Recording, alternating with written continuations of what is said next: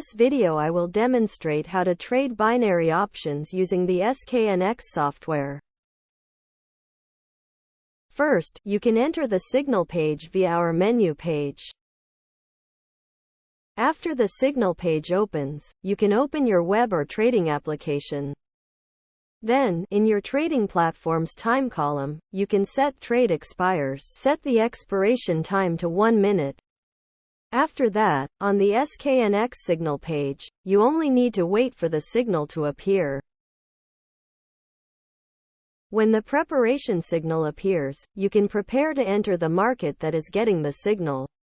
After the preparatory signal ends, a buy now or sell now signal will appear. When the signal appears, you can open trade following the signal. If the signal loss, you can do a martingale by increasing the amount of funds and opening a trade in the direction of the loss signal. You can do a martingale up to 2 steps if the first martingale fails. In addition to our signals page feature, you can set which markets you want the signals to appear in.